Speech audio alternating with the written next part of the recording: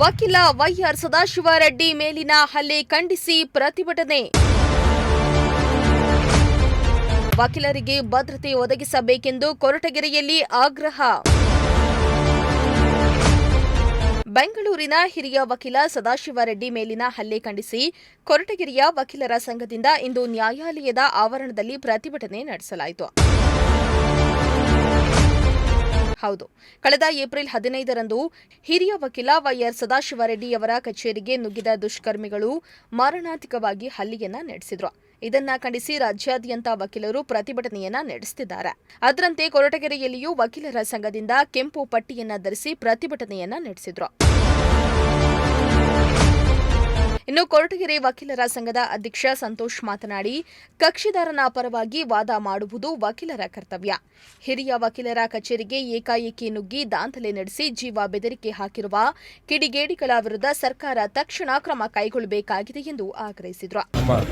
ವಕೀಲರ ಪರಿಷತ್ತಿನ ಸದಸ್ಯರಾದ ಸದಾಶಿವರೆಡ್ಡಿಯವರು ಬೆಳಗ್ಗೆ 8:30 ಗಂಟೆ ಸಮಯ ತಮ್ಮ ಕಚೇರಿಯಲ್ಲಿ ಕರ್ತವ್ಯ ನಿರ್ವಹಿಸಿದ ಸಂದರ್ಭದಲ್ಲಿ ಯಾರೋ ಇಬ್ಬರು ಆಘಾತಕರು ಏಕಾಏಕಿ ಕಚೇರಿಗೆ ನುಗ್ಗಿ ಅವರನ್ನು ಕೊಲೆ ಮಾಡುವ ಉದ್ದೇಶದಿಂದಲೇ ಅವ್ರ ಮೇಲೆ ಒಂದು ಪ್ಲಾಸ್ಟಿಕ್ ಫೈಬರ್ ಪೈಪ್ನಿಂದ ಅವ್ರ ಮೇಲೆ ಮಾರಣಾಂತಿಕವಾದ ಹಲ್ಲೆ ನಡೆಸಿದ್ದಲ್ಲದೆ ಅವರಿಗೆ ಮತ್ತು ಅವರ ಕುಟುಂಬದವರಿಗೆ ವಿಧೇಯಕೇಟು ಸಹ ಹಾಕಿ ನಿಮಗೇನಾರ ತೋಳಲು ಶಕ್ತಿ ಇದ್ದರೆ ನೀವು ಬಂದು ಅವರ ದೂರವಾಣಿ ಸಂಖ್ಯೆಯನ್ನು ಸಹ ನಮೂದಿಸಿ ಆ ಒಂದು ಅಲ್ಲೇ ಇರ್ತಕ್ಕಂಥ ಒಂದು ದೂರವಾಣಿ ಅವರು ಅಪರಿಚಿತ ವ್ಯಕ್ತಿಗಳು ದೂರವಾಣಿ ಸಂಖ್ಯೆಯನ್ನು ಸಹ ಅಲ್ಲಿ ನಮೂದಿಸಿ ನೀವು ಯಾವ ರೀತಿ ನೀವು ನಮ್ಮ ಮೇಲೆ ಕ್ರಮ ನೋಡ್ತೀನಿ ಎಂದು ಅವರಿಗೆ ಬಹಿರಂಗವಾಗಿ ಚಾಲೆಂಜ್ ಹಾಕಿ ಅವರನ್ನು ಮಾರಣಾಂತಿಕ ಹಲ್ಲೆಗೊಳಿಸಿದಲ್ಲದೆ ಅವರಿಗೆ ಪ್ರಾಣ ಬೆದರಿಕೆ ಹಾಕಿ ಹೋಗಿರ್ತಕ್ಕಂಥ ಈ ಒಂದು ಸಂದರ್ಭಕ್ಕೆ ಸಂಬಂಧಪಟ್ಟಾಗೆ ನಾವು ಈ ದಿನ ಕೊರಟಗೆರೆ ವಕೀಲರ ಸಂಘದಿಂದ ನಾವು ಈ ಒಂದು ಮೂಲ ಪ್ರತಿಭಟನೆಯನ್ನು ತೋಳಿಗೆ ಕೆಂಪು ಪಟ್ಟಿ ಧರಿಸಿಕೊಂಡು ಈ ಒಂದು ನಮ್ಮ ವಕೀಲರ ಸಂಘದಿಂದ ಇಲ್ಲಿಯವರೆಗೂ ನಮ್ಮ ತಾಲೂಕು ಆಫೀಸ್ ಕಚೇರಿವರೆಗೂ ಬಂದು ಈ ಒಂದು ಮನವಿಯನ್ನು ನಾವು ನೀಡ್ತಾ ಇದ್ದೀವಿ. ಇನ್ನು ವಕೀಲ ಸಂಘದ ಮಾಜಿ ಅಧ್ಯಕ್ಷ ಬಿಎಲ್ ನಾಗರಾಜು ಮಾತನಾಡಿ,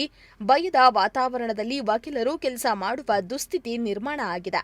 ಹಿರಿಯ ವಕೀಲರ ಮೇಲೆ ಪೈಪ್ನಿಂದ ಹಲ್ಲೆ ಮಾಡಿ ಜೀವ ಬೆದರಿಕೆ ಹಾಕಿರುವ ಕಿಡಿಗೇಡಿಗಳನ್ನ ಪತ್ತೆ ಹಚ್ಚಿ ಕಾನೂನು ಕ್ರಮ ಕೈಗೊಳ್ಳಬೇಕು.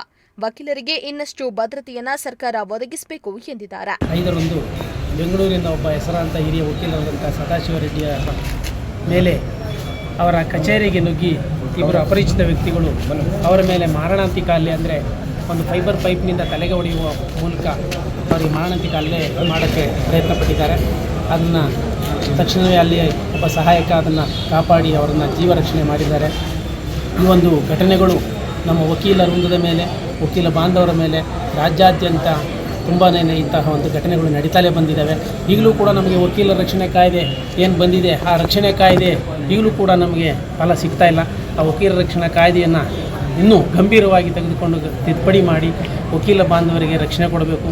ಆ ಒಂದು ವಕೀಲರಿಗೆ, ಹಿರಿಯ ವಕೀಲರಿಗೆ ಏನು ಅನ್ಯಾಯ ಆಗಿದೆ ಅವರಿಗೆ ಮತ್ತು ಈ ರಾಜ್ಯಾದ್ಯಂತ ಎಲ್ಲ ವಕೀಲರಿಗೂ ಸಾಕನೇತ ನ್ಯಾಯ ದೊರಕಿಸುವಲ್ಲಿ ಹಾಗೂ ರಕ್ಷಣೆ ನೀಡುವಲ್ಲಿ ಈಗ ಏನಾಗಿದೆ ಅಂದರೆ ನಮ್ಮ ರಕ್ಷಣೆ ಮಾಡ್ಕೊಳಕ್ಕೆ ಹೋದಾಗ, ನಮ್ಮ ಕಕ್ಷಿದಾರ ರಕ್ಷಣೆ ಮಾಡ್ಕೊಳಕ್ಕೆ ಹೋದಾಗ ನನ್ನ ಕಚೇರಿನೂ ಕೂಡ ರಕ್ಷಣೆ ಮಾಡ್ಕೊಳ್ಳೋಂಥ ಸಂದರ್ಭ ಬರ್ತಾ ಇದೆ.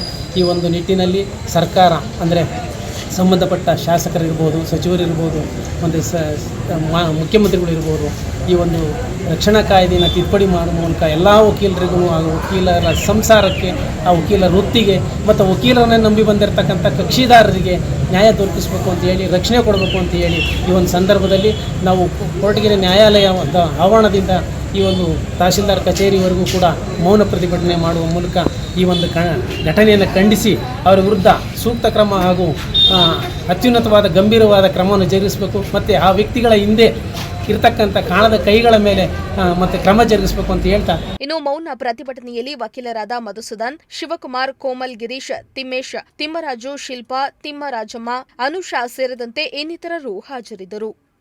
ಎನ್ ಮೂರ್ತಿ, ಪ್ರಜಾಶಕ್ತಿ ಟಿವಿ, ಕೊರಟಗೆರೆ.